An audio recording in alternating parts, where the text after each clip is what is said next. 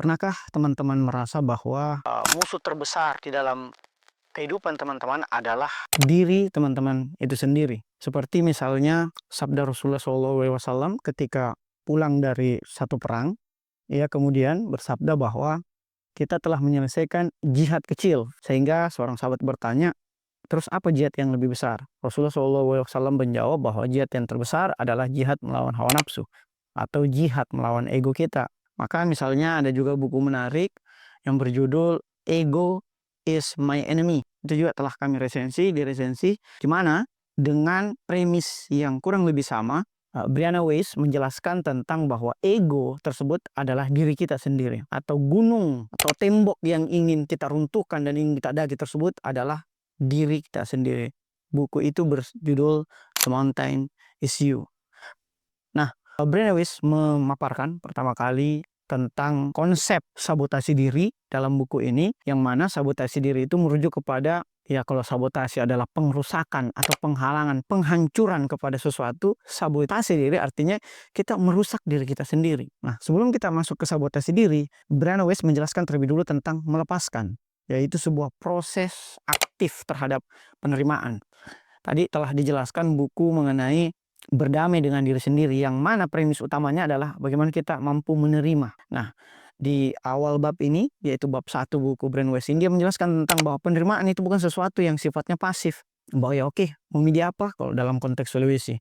Itu atau sabar-sabar saja. Itu bukan konsep aktif, itu konsep pasif. Itu mau dulu. Tetapi dalam konsep penerima yang aktif, kita menyadari bahwa ada sesuatu yang harus kita respon terhadap emosi negatif yang kita hadapi setiap hari.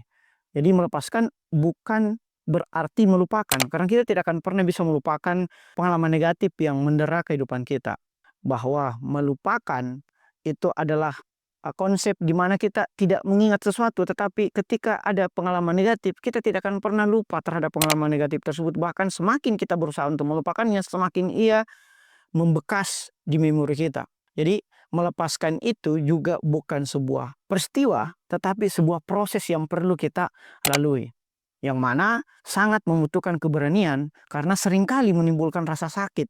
Misalnya dari beberapa pertanyaan diskusi sebelumnya tentang sebuah getir yang ia hadapi ketika ia menjadi seorang sandwich generation, di mana dia harus menanggung orang tuanya, dia menanggung adik-adiknya, ketika dia anak pertama, ketika dia berada pada quarter life crisis, ketika dia hidup dibanding-bandingkan dengan saudaranya.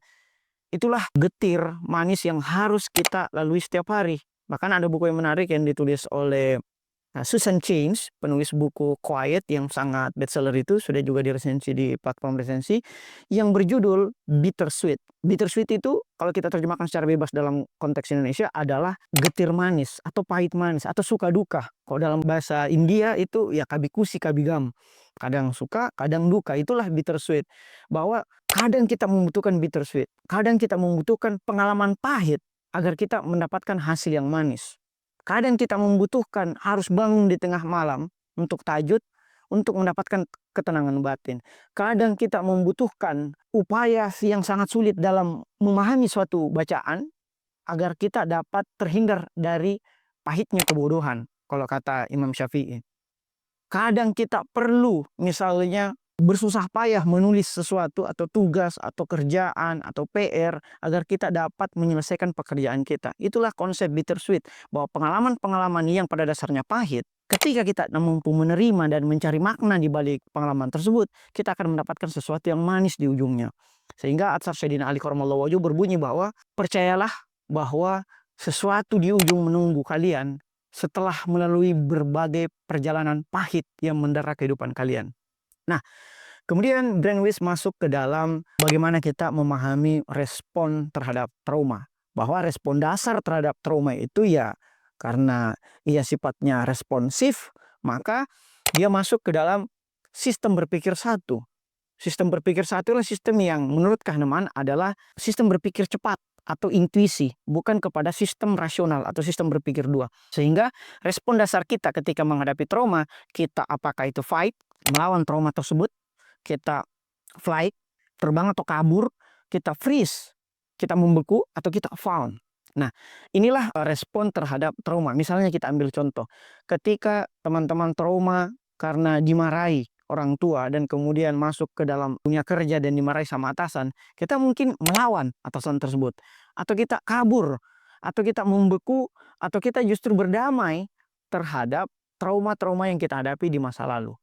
Nah, selanjutnya Brainwaves menjelaskan juga tentang konsep kunci dalam buku ini, yaitu bagaimana ia mensabotase diri dan kemudian dia tuliskan dalam buku ini. Sabotase diri itu merujuk kepada kondisi di mana kita menjadi penghalang terhadap keberhasilan diri kita sendiri, menjadi penggugur terhadap keberhasilan diri kita sendiri.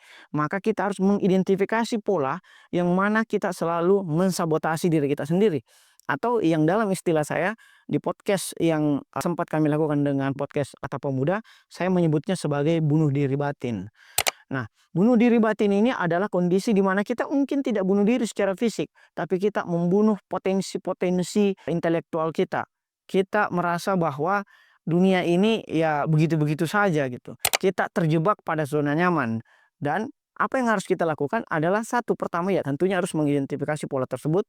Kita kenali triggernya, pemicunya, kita ubah respon kita. Tadi ada 4 respon dasar dan kita praktikkan mindfulness atau kesadaran. Karena sabotase ini berakar pada pola alam bawah sadar kita yang selalu mengidentifikasi pemicu-pemicu akibat trauma. Nah, sebagai gantinya, daripada kita terjebak pada sabotase diri atau terjebak pada zona nyaman, kita harus membangun kecerdasan emosional kita. Yang menurut Daniel Goleman sebagai penemu konsep kecerdasan emosional ini, ia menyebutkan bahwa banyak orang-orang yang sukses itu dipengaruhi atau kesuksesannya ditentukan oleh caranya membangun EQ atau kecerdasan emosional yang dapat kita lakukan dengan manajemen hubungan, yaitu ketika kita berempati dengan orang lain. Social awareness, bagaimana kita merasakan derita yang dirasakan oleh orang lain seolah-olah itu adalah derita yang kita hadapi sendiri.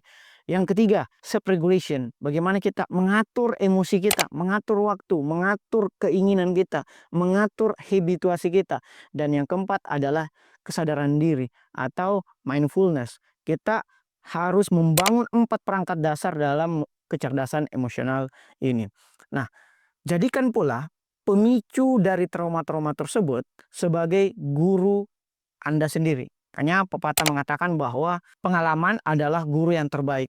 Sehingga di situ poinnya bagaimana kita mengidentifikasi pemicu tersebut, yaitu melihat bagaimana respon-respon emosi negatif yang muncul dalam diri kita dengan refleksi yang sangat mendalam. Nah, pelajaran yang tersembunyi dari luka-luka batin tersebut harus kita kenali. Misalnya, ketika emosi negatif yang selalu kita anggap sebagai sesuatu yang negatif, padahal emosi negatif itu menyimpan makna positif. Contoh di buku yang sudah kita resensi minggu lalu yang berjudul The Power of Regret. Menyesal selalu kita anggap sebagai sesuatu yang negatif, padahal memiliki hikmah tersembunyi. Karena esensi tobat, ya penyesalan. Atau misalnya emosi-emosi lain, bagaimana kita merasakan pahit manis dalam buku Bittersweet itu sebagai sesuatu yang kita harus rangkul. Misalnya juga bersikap bodoh amat, itu kan emosi negatif yang kita tidak peduli terhadap pendapatnya orang lain, atau berani tidak disukai. Itu semua the rise of negative emotion, yaitu kebangkitan emosi negatif di abad 21 ini. Nah, selanjutnya Brainwaves juga menjelaskan tentang jalan menuju penyembuhan yang sejati atau healing. Kita selalu menganggap healing itu ya jalan-jalan, padahal jalan terbaik adalah mendaki puncak ego kita sendiri. Itulah healing yang sejati, bukan pergi ke Bali, pergi ke Malino dan sebagainya. Kita mungkin secara fisik ke Bali, ke Malino, mungkin bisa hilang penat kita dalam 1-2 hari, tapi kembali ke rutinitas selanjutnya, kita akan tersakiti lagi, kita akan mengalami trauma lagi, kita akan mengalami luka batin lagi. Sehingga healing yang sesungguhnya itu adalah healing dalam diri.